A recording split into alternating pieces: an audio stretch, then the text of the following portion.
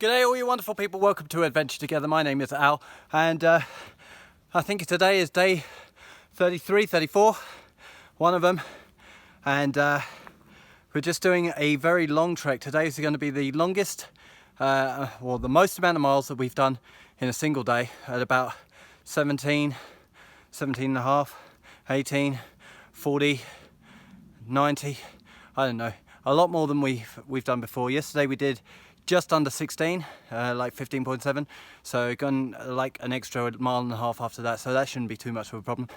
The first stop on today's trek is a massive uphill. I've done most of it, which is why I'm sweating. I'm not normally like this. We are going to the mountain called Big Butt, and if you don't like big butts and you cannot lie, then we've got the Big Butt bypass. But I like Big Butt, and I cannot lie, these other brothers can't deny. When a round mountain gets in your face, you just gotta climb it.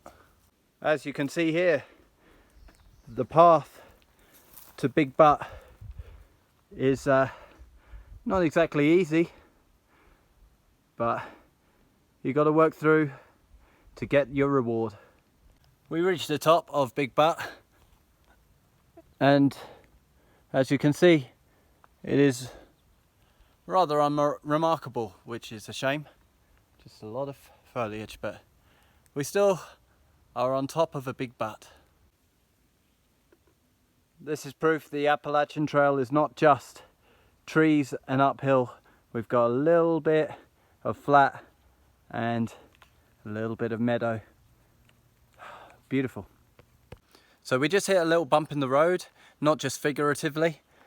Just up there by the tree, I rolled my ankle pretty bad on a rock, and I sort of stumbled all this way down the track.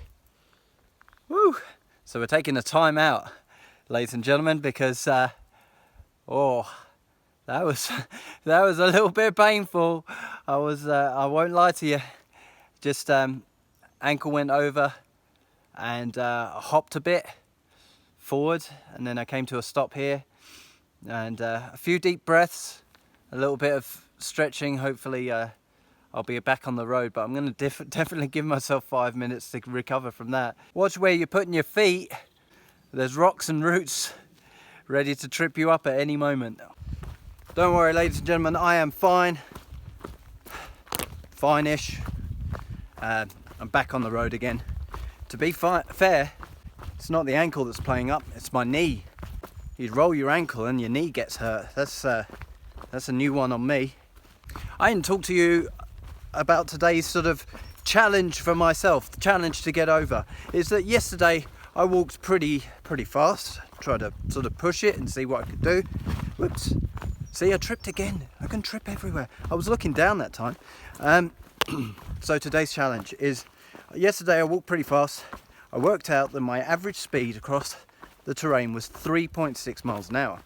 Now across rocks, roots, up hills, down hills, you know, I thought that's a pretty good speed. So today I left the camp later than everybody else, because usually 2 lots of breakfast, a big mug of coffee, putting everything away, and just generally taking my time because it takes me about 2 hours to wake up fully. I left at about 9:30 this morning. I thought to myself, well, if the shelter that we're all meeting at lunch is 9 miles away, do some simple mathematics and I should reach there, if I'm just going a little bit slower than yesterday, taking it a bit easier, should reach there by about 12:30. So that's my challenge, and you're coming along to see if I can make that a reality. Now this happens multiple times every day. You see a fallen tree like this that's held up by a couple of small dead branches, and the Appalachian Trail Conservancy go, "She'll be alright, eh? You can just walk under that. I mean, she's being held up by twigs, eh?" So we've got to chance our arm every time we go under one of these things, which is about half a dozen times a day. But you got to have faith that nothing's going to go wrong, and just walk under it like you normally would. Ah! We made it. So this goes to show that the Appalachian Trail is not just flats and meadows, it's also hills, very steep hills, and lots of trees. Wonderful.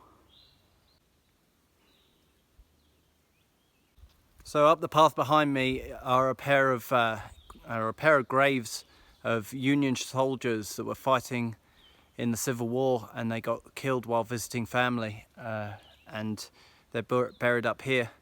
There's quite a lot of graves and tombstones and things like that that I've seen along the route so far.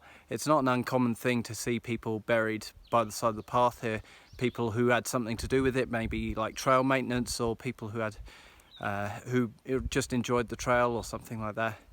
But on another note, have you ever seen a sign for a graveyard that was carved in Comic Sans? It doesn't seem to strike the right mood for me. Here are dead people, but here also Comic Sans. One thing is being out here and just enjoying not so much the silence, but the bird song.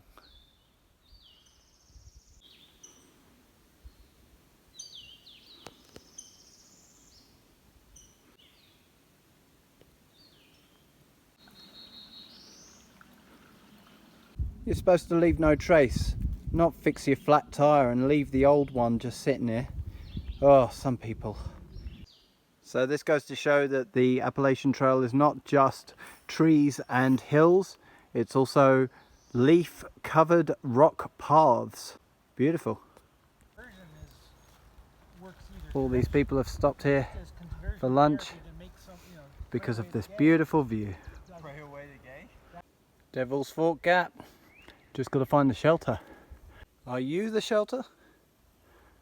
Are you the shelter? So we kind of had some success and we kind of had a disaster. And the success is that we would have made it to the shelter had the shelter existed way before 12:30. So we were perfectly on time. The disaster in this scenario is that Devil's Fork Gap is not a shelter. It's where all those other people were having their lunch. So I breezed past them thinking there's a shelter up ahead, and it turns out that when I checked the map, nope, I should have stopped where they were. Oh well, I guess I misread the brief of the challenge and set myself up for failure from the first moment. So that's the end of the video. Thank you for joining me, and I'll see you in the next one.